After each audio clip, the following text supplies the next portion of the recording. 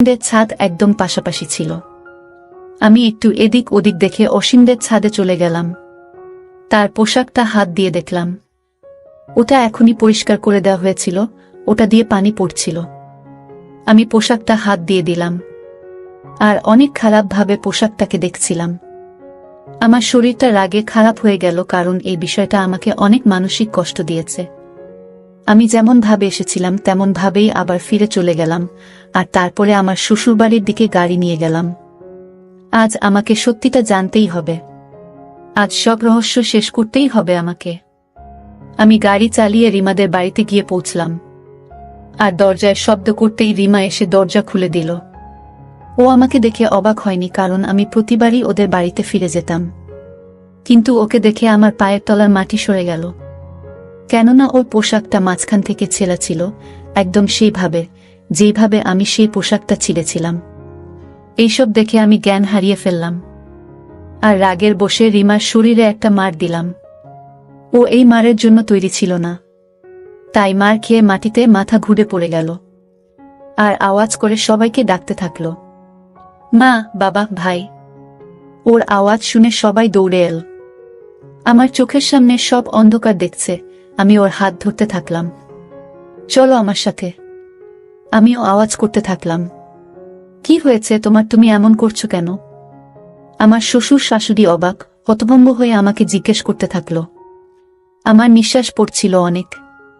আমি তাদের বলতে থাকলাম, আপনারা এসব নিজেদের মেয়েকে জিজ্ঞেস করছেন না কেন? কাকে বোকা বানাচ্ছে ও? আমার শ্বশুর আমার হাত ধরে নরমভাবে আমাকে জিজ্ঞেস করল, কিন্তু অজয় ও কি করেছে এমন? আমি নিজেকে সামলাতে সামলাতে বললাম, বাবা, আপনি আপনার মেয়েকে জিজ্ঞেস করুন ওর পোশাকটা কি করে ছিঁড়ল। ওরা সবাই আশ্চর্য হয়ে একে অপরের দিকে দেখছিল। ওরা সবাই একসাথে বলে উঠল, ওর পোশাকটা তো এইমাত্র আসার সময় গেটের সাথে মিশে ছিঁড়ে গেছে। রিমা এখনো মাটিতে বসে কেঁদেই চলেছিল।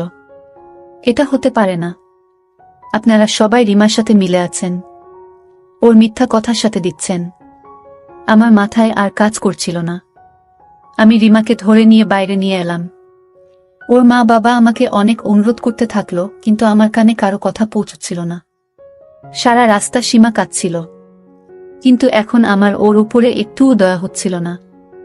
বাড়ি পৌঁছে আমি ওর চুলগুলো ধরে ওকে জিজ্ঞাসা করলাম, বল, অসীমের সাথে তোমার কি সম্পর্ক?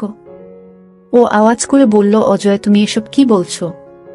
কিন্তু আমার ওর উপরে এখন কোনো ভরসা হচ্ছিল না। আমার কথা শুনে ওর চোখ মুখ কেমন একটা হয়ে গেছিল। এইসব কি পাগলামি করছো অজয়? তুমি এসব ভুলভালো কি করে ভাবতে পারো? ও আওয়াজ করছিল, কিন্তু এখন ওর কথার কোনো দাম ছিল না আমার কাছে। ও বারবার অস্বীকার করছিল। রাগে আমার মাথা ঠিক ছিল না। আমি ওকে বললাম, যদি তুমি সব সত্যি কথা বলে দাও তাহলে আমি তোমাকে কিছু বলবো না, শুধু একবার স্বীকার করো। আমার মনে হচ্ছিল আমার মাথার শিরা সব নষ্ট হয়ে যাবে, কিন্তু তখনই আমি দেখলাম সেখানে পুলিশ এসে গেল। তাদের মধ্যে একজন মহিলা কনস্টেবল এসে রিমাকে আমার হাত থেকে ছাড়িয়ে নিল, আর ওকে সোফায় বসিয়ে দিল। ওর বয়ান নেওয়া শুরু করল। তখন আমাকে হাত কড়া পরিয়ে দেওয়া হলো। আমি আওয়াজ করে বললাম, এসব কি হচ্ছে? ওই পুলিশ ইন্সপেক্টর হেসে বলল, সে তো আপনি থানায় গেলেই বুঝতে পারবেন। আর আমাকে নিয়ে পুলিশের গাড়িতে তুলল। যখন আমাকে পুলিশের গাড়িতে করে নিয়ে যাওয়া হচ্ছিল, তখন স্পষ্ট রিমার কণ্ঠ আমার কানে আসছিল, আমার স্বামী পাগল, প্রথম দিন থেকে এ পাগলামি করে চলেছে। রিমা পুলিশদের এসব কথা বলছিল। আমি আমার নিজের কানকে বিশ্বাস করতে পারছিলাম না। রিমা, যাকে আমি আমার মন প্রাণ দিয়ে চেয়েছিলাম, সে এসব কি বলছে? জেলের ভিতর আজ আমার দ্বিতীয় দিন ছিল, আর রিমা আমার কোনো খবর পর্যন্ত নেয়নি। রিমা যেসব কথা পুলিশদের বলেছিল সেসব কথা আমার একটু বিশ্বাস হচ্ছিল না, যে আমি নাকি পাগল, আমার নাকি পাগলামির রোগ আছে, তাই জন্য আমি ওর উপর অত্যাচার করি। ও বলছিল ওই কথা কখনো ওর বাবা মাকে বলেনি। ওর বাবা মা সব নিজের চোখে দেখেছে। আর সব থেকে অবাক করা ব্যাপার এটা ছিল যে ওই দিন রাতে অসীম পুলিশকে ফোন করেছিল, যে আমার পাশের বাড়ির ছেলে ছিল, আর যার কারণে এসব সমস্যা শুরু হয়েছিল। আমি কোনো কিছু ভেবে কুল কিনারা পাচ্ছিলাম না। এসব কি ছিল কিছু বুঝতে পারছিলাম না। রিমা আমার বিরুদ্ধে কেস ফাইল করেছিল, আর জানি না কত কি দোষ দিয়েছিল। আমার বাবা মা অনেক চেষ্টা করছিল, কিন্তু আমার জামিন হচ্ছিল না। মামলা অনুসারে আমার মেডিকেল চেক আপ হওয়ার কথা, আর রিপোর্ট আসার পরেই আমার জামিন হতে পারে। আর 2 দিন পরে যখন মনোরোগ বিশেষজ্ঞ আমাকে প্রশ্ন করলেন, তখন আমি তাকে সব ঘটনা খুলে বললাম, যেটা শুনে তিনিও আমার দিকে এমনভাবে দেখছিলেন যেন সত্যিই আমি কোনো পাগল। আর ওনার এইভাবে তাকানোতে আমি হঠাৎ রেগে উঠলাম, আর রেগে গিয়ে ওনাকে জিজ্ঞেস করলাম, আপনার কি মনে হয় আমি সত্যি সত্যি পাগল? উনি আমাকে বোঝাতে থাকলেন, দেখুন মিস্টার অজয়, আপনি যে ঘটনাটা বলছেন সেটা অবাস্তবা পোশাকে অদ্ভুত মিল 1 বার কিংবা 2 বার হতে পারে, বারবার নয়। উনি খুব শান্তভাবে আমাকে বোঝাচ্ছিলেন, কিন্তু রাগে আমার শরীর গরম হয়ে যাচ্ছিল। ডাক্তারবাবু, আমি সেটাই তো বলছি, এটা হঠাৎ করে কোনো অদ্ভুত রকমের মিল ছিল না। আমি নিজেকে ঠিক রাখতে পারছিলাম না। ডাক্তার আমাকে শান্ত করার জন্য আমার হ্যাঁ তে হ্যাঁ মেলালেন, কিন্তু তিনি তার রিপোর্টে আমাকে মানসিক রোগী বলে লিখে দিলেন, যার ফলস্বরূপ জাজ আমাকে 2 মাসের জন্য মেন্টাল হসপিটালে পাঠিয়ে দিলেন। আমি চিৎকার করে বলতে থাকলাম, আমি পাগল নই। কিন্তু তাতে কারোর কিছু যায় আসে না। সবাই আমাকে দয়ার চোখে দেখতে থাকে। হাসপাতালে চারিদিকে আমাকে শুনতে হতো, ছেলেটা কত সুন্দর দেখতে, একটা ছেলে কিভাবে পাগল হয়ে গেল কে জানে। একটা নার্স আর একটা নার্সকে বলছিল, যখন আমি সত্যিই পাগলের মতো বোকা হয়ে বসেছিলাম। এই 2 মাসে আমার সাথে যা যা ঘটেছিল তা আমার বোঝার বাইরে ছিল। হয়তো আমি সত্যিই পাগল হয়ে গেছিলাম। পাগলা গার্ডে আমার থাকা 1 সপ্তাহ হয়ে গেছিল, তখন আমার সাথে কেউ দেখা করতে এলো। দেখা করার ঘরে গিয়ে তখন আমি দাঁড়ালাম, তখন আমি দেখলাম অসীম আর রিমা এসেছে আমার সাথে দেখা করতে। ওদেরকে একসাথে দেখে আমার কেমন একটা মনে হলো। তোমরা 2 জন একসাথে? আমি শুধু এটুকুই বললাম। হ্যাঁ অজয়, আমরা 2 জন একসাথে এই জন্য এসেছি যাতে আমরা তোমাকে তোমার অন্যায়টা বলতে পারি। অসীম একটু হাসল। হঠাৎ করে আমাকে জিজ্ঞেস করল, মিতাকে তোমার মনে আছে? আমি আশ্চর্য হয়ে বললাম, কে মিতা? হ্যাঁ, তাই তো, তোমার আর কি করে মনে থাকবে?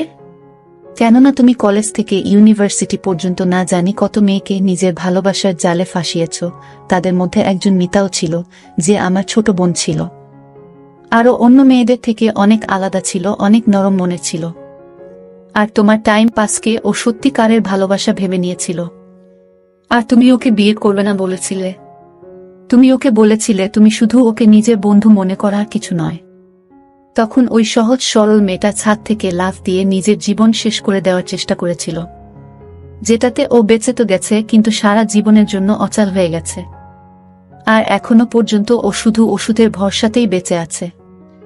আমি যখনই আমার বোনকে এই অবস্থায় দেখতাম, তখন সেই মানুষটার উপরে আমার অনেক ঘৃণা হতো। তারপর একদিন মিতার ডায়েরিটা আমি পেলাম, যেখানে তোমার ব্যাপারে সবকিছু লেখা ছিল। আর সেই দিনই এর প্রতিশোধ নেওয়ার সিদ্ধান্ত নিলাম। আমি তোমার সবকিছু শেষ করে দিতে চেয়েছিলাম। সব থেকে প্রথমে আমি তোমার বাড়ির পাশে নিজের বাড়ি কিনলাম।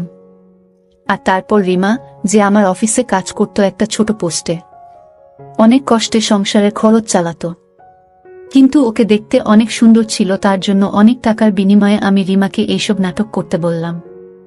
আর আমার আনন্দ ধরছিল না যখন প্রথম দেখাতেই তুমি রিমাকে পছন্দ করে নিয়েছিলে। আমি জানতাম যে তুমি রিমার মতো সুন্দরী মেয়েকে কখনো এড়িয়ে যেতে পারবে না, আর তুমি রিমাকে বিয়ে করে নিলে। তারপর আমি যে প্ল্যানটা বানিয়েছিলাম সেটা কাজে দিতে শুরু করে দিলাম। প্রথমে তো তুমি অনেকদিন পর্যন্ত আমার বাড়ির দিকে তাকাওনি, কিন্তু একদিন তোমার চোখ আমার ছাদের দিকে পড়েই গেল। আর সেটাই হলো তোমার জীবন শেষের কারণ। আর এটাই শুধু নয়, আমি রিমাকে এমন কিছু ওষুধ দিয়েছিলাম যাতে তুমি অনেক সহজে মাথা গরম হয়ে যাও, আর তোমাকে সবাই পাগল মনে করে। এই কথাগুলো বলার সময় ওকে অনেক খুশি মনে হচ্ছিল, আর ওর মুখে হাসি ছিল, কিন্তু রিমা চুপচাপ দাঁড়িয়েছিল। আস্তে আস্তে আমার সব মনে পড়ল।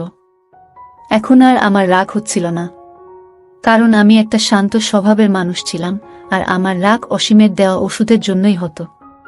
এখানে আমাকে শান্ত হয়ে থাকার ওষুধ দেওয়া হতো। এখন আর আমার মধ্যে কোনো পাগলামির লক্ষণ ছিল না। আজকেও আমি সব সুস্থ সজ্ঞানে ছিলাম। আমি অনেক কষ্ট করে আমার মুখ খুললাম আর বললাম, মিতার সাথে যা যা ঘটেছে তার জন্য আমি খুব দুঃখিত, কিন্তু তুমি একটা অনেক বড় ভুল করে ফেলেছ। মিতা আর আমি ক্লাসমেট ছিলাম, কিন্তু মিতা যে অজয়কে ভালোবাসত সে আমাদের থেকে সিনিয়র ক্লাসে পড়ত। আমার তো কখনো মিতার সাথে হাই হ্যালো পর্যন্ত হয়নি। ওকে সব সময় ফাইনাল ইয়ারের অজয়ের সাথে দেখা যেত, যে একটা বড়লোক বাবার ছেলে ছিল, আর প্রত্যেক দিন একটা করে নতুন মেয়েকে নিজের জালে ফাঁসাতো। মিতা কেন ইউনিভার্সিটি আসা বন্ধ করে দিয়েছিল আমি তার ব্যাপারে কিছু জানতাম না। আমি শুধু আমার পড়াশোনা নিয়ে ব্যস্ত থাকতাম। আর যখন তুমি মিতার ডায়েরিতে অজয় নামটা দেখলে, তখন দুর্ভাগ্যবশত ওর ক্লাসে যে অজয় ছিল সেটা আমি ছিলাম। তুমি শুধু ওর ক্লাসের কথা ভেবে আমাকে সন্দেহ করলে যে আমি সেই ছেলে অজয়, আর এসে গেলে আমার জীবনটা শেষ করতে। কমপক্ষে একবার কাউকে জিজ্ঞেস তো করে নিতে পারতে যে মিতার সাথে কোনো ছেলেটা থাকতো। এত ঝড় সামলে আমার শরীরের অবস্থা ভালো ছিল না। আমি সেই অন্যায়ের শাস্তি পেয়েছিলাম যেটা আমি করিনি। আমার কাহিনী শুনে অসীম ও রিমা অবাক হয়ে গেছিল, ওদের মুখগুলো দেখার মতো ছিল না। কিন্তু আমি সন্তুষ্ট ছিলাম যে আমি কোনো অন্যায় করিনি। সেদিন ওরা দুইজন চলে গেল। তার 2 দিন পরে আমাকে ছেড়ে দেওয়া হলো। অসীম, রিমা নিজেদের দোষ স্বীকার করে নিয়েছিল। যখন আমি এটা জানতে পারলাম